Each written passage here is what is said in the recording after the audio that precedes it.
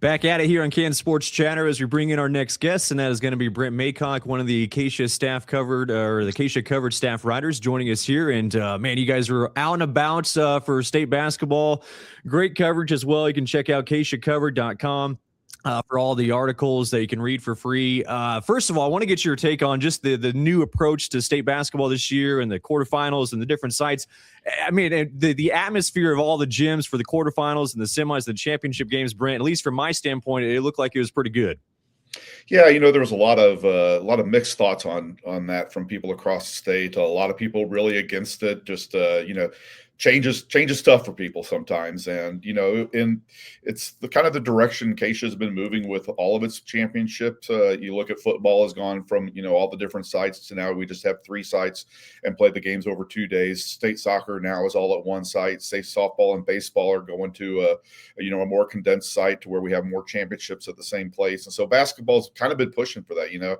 I think ever since I got into this business, people were like, I sure wish we could play all the state championships at the same place on the same weekend like this state does or that state does. And so, it's been something, 25, 30 years in the making, and we finally are taking that step in that direction. And so, this was kind of the, okay, here's our first model. Let's see how this works. And, I really enjoyed going to different sites and seeing different classifications. I went to Salina on Tuesday, and I got to see games in 2A, 3A, and 4A that day. And that's kind of cool. It's not just the same routine that we've had in the past where you go to a site and you see 4 straight games from the same classes. And so that was kind of neat. I do understand coaches wanting to maybe scout a team that they haven't seen before, and you could basically stay in the same gym and just sit there and watch the rest of the tournament and get all your scout work done. I get that, but I think it also did create some good atmospheres across the state with having things a little bit more centrally localized for some of the teams. Shawnee Mission South girls and Blue Valley North girls had played that quarterfinal game down in Wichita. What kind of fan situation would we have had there?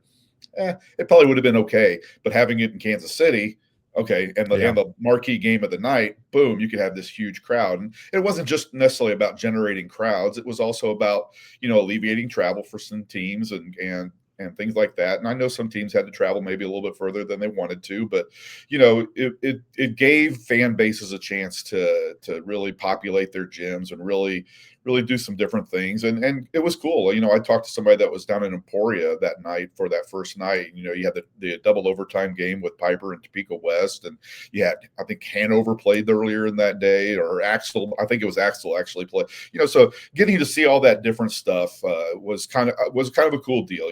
I know there's still some kinks to be worked out with it. Maybe if we're going to go ahead and have the 7 quarterfinal sites, maybe we do where one classification at one of those sites and kind of work it that way. But for the most part, I thought it was something that was fairly well received. I didn't see as many complaints after the fact of those Tuesday, Wednesday games as I saw going into it. And so maybe people gave it a chance and thought that they liked it, and that was something that they'll embrace a little bit more going forward.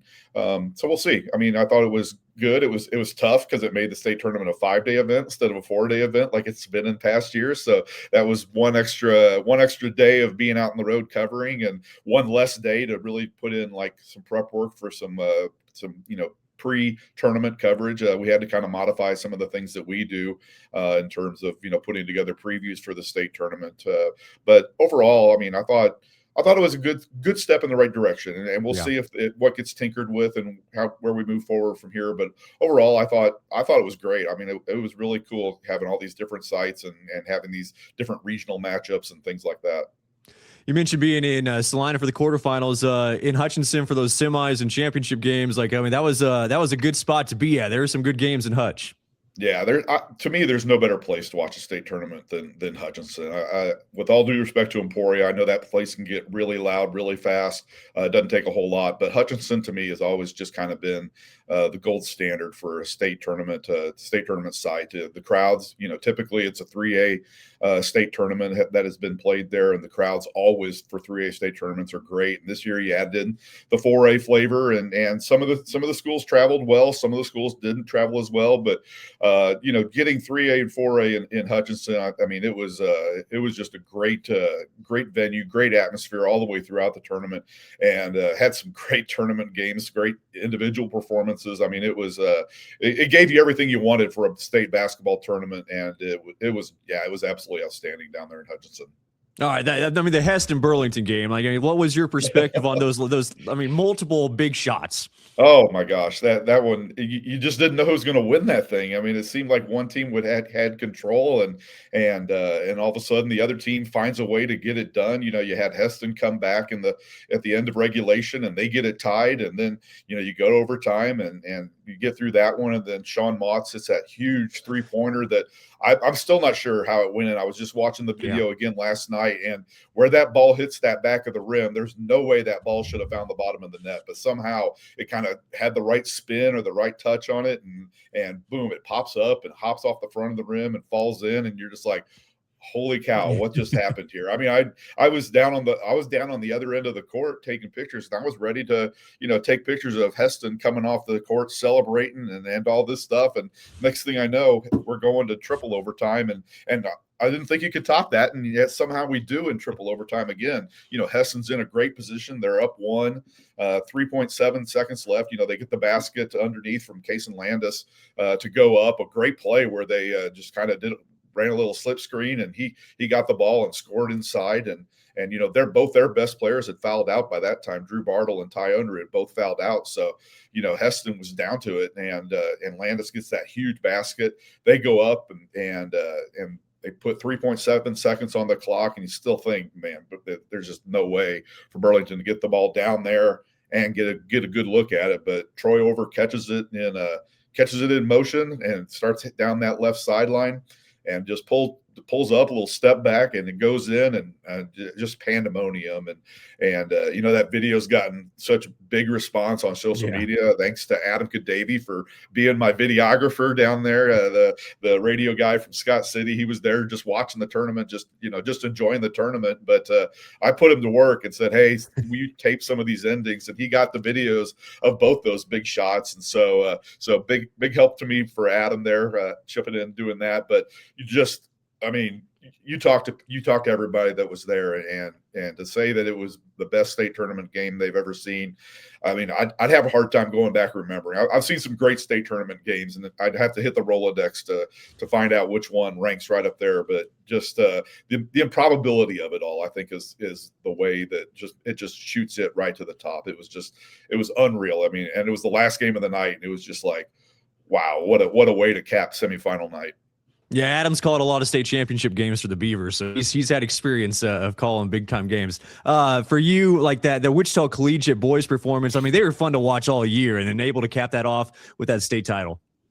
Yeah, they go out and score 106 points in the first in the quarterfinal game, and so I'm like, all right, I'm going to get to see some high scoring stuff when we get down to Wichita. And then they play the semifinal game, and it's a little bit low scoring, kind of shifting gears, and you don't quite get that up and down run and gun, and so they had to kind of plod things out a little bit against Silver Lake, and it was a hard fought game, but they got it done there. And then in the championship game, Burlington, fortunately for them, they got a day of rest between that triple overtime game and the championship game with the new setup. So they actually got, Friday off, and that kind of allowed them to get their juice. And they were going toe to toe with Wichita Collegiate. They were up at halftime.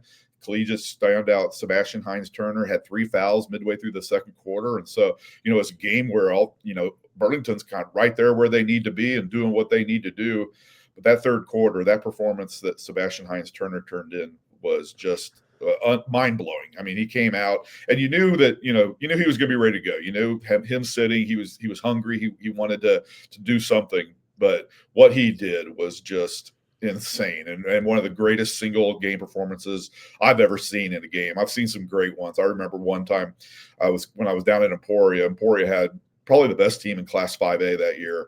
And they were Class 6A that time. They had the best team in Class 6A. They lost in the very first game of the season to Wayne Simeon and Leavenworth, but then they won every single game until they got to the sub-state semifinal or sub-state finals.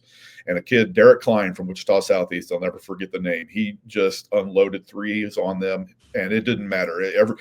Every time down the court they would pressure him, and he just stepped back a little further and step back a little further, and he just kept raining in threes. And Southeast upset Emporia, and that was one of the greatest individual performances I've seen in a postseason game. But what Heinz Turner did, 17 points in the third quarter. He hit 7 of 9 shots. He hit 3 of 4 3-pointers. He's holding for their last possession, and he just kind of dribbles in, step up, 3-pointer, swish, and it was just like, wow. I mean, it was just complete takeover mode, and they go on to win. He scores a career high 33 points in that game. And it was in a state tournament. I mean, I don't remember ever seeing a better single game performance, and definitely not a better single quarter performance than what he did. It was just, I mean, and everybody in the place was just like, holy cow, what did we just see? I mean, it was crazy how he just completely took that game over. So many awesome games. Hey, Brent, appreciate the time. Absolutely. Anytime. That's Brent Maycock, one of the staff writers for KSHSAA Covered. Check out their work at KSHSAACovered.com.